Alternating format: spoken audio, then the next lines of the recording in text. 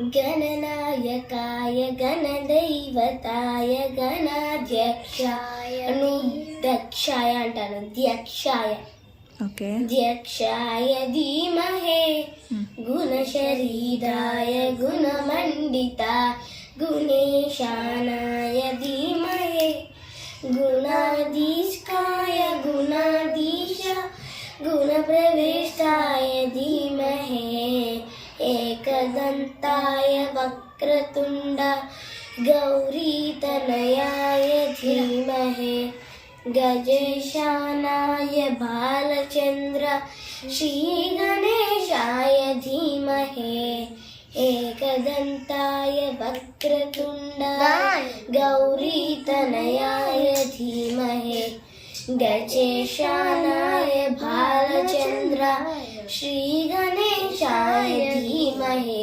Last నీకు దీర్ఘం వస్తుందా? నేను యాడ్ తప్ప అన్నాను. నువ్వు హయ్యర్ లోయర్ చూసినావా? చెప్పు ఎక్కడ హయ్యర్ లోయరు? ఏకదంతాల్లో లోవర్, తర్వాత లాస్ట్ లో హయ్యర్ గా వస్తుంది, మిడిల్ లో కూడా హయ్యర్ గా వస్తుంది, మళ్ళీ లాస్ట్ బిట్ స్టార్ట్ అయ్యేటప్పుడు స్లోగా వస్తుంది.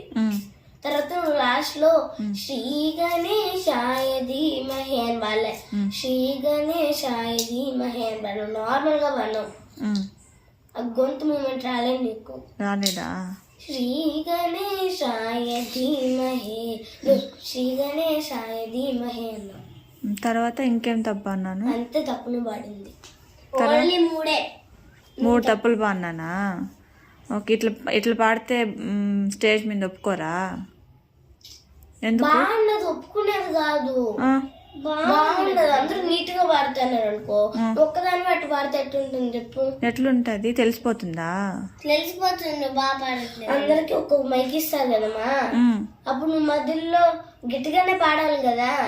అప్పుడు నీ వాయిస్ ఒక్కడే వినిపిస్తే ఒకసారి కళ్ళు మూసుకో, ముందంతా ఆడియన్స్ ఉన్నట్టు ఊహించుకో. అందరూ పర్ఫెక్ట్ గా పడతాను, నువ్వు మాత్రం ఇటు పాడతాను. ఊహించుకో ఒకసారి. ఊహించుకున్నాను. అరే కళ్ళు మూసుకొని తెరిచేసుకో, ఊహించుకో. వాళ్ళందరూ బాగా పాడతారు కదా, నేను ఒకటి బాగా బాగలేకపోయినా అందరిలో కలిసిపోతుంది కదా. అప్పుడు నేను ఒకటే తప్ప అని తెలియదు కదా. లేదు చూడు ప్రజ్ఞ, నువ్వు మెల్లగా వాడు. ఏకదంతాయ వక్రతుండాయ వినిపిస్తుందా? వినపలేదు, అందుకే తప్పు పాడని తెలియదు కదా. గట్టిగా పాడే వాళ్ళు పాడతారు కదా. ఇది మీ ఫ్రెండ్స్, ఇది నువ్వు, నేను పాడేది. ఇది గట్టిగా అనిపించి వాళ్ళు వీళ్ళందరూ తప్పు చిన్నగా అనిపిస్తే ఇది ఒక్కటే హైలైట్ అవుతుంది కదా. అప్పుడు నేను చిన్నగా పడితే సరిపోతుంది కదా. చిన్నగా పడితే అందరికి Radha is not singing, just mouth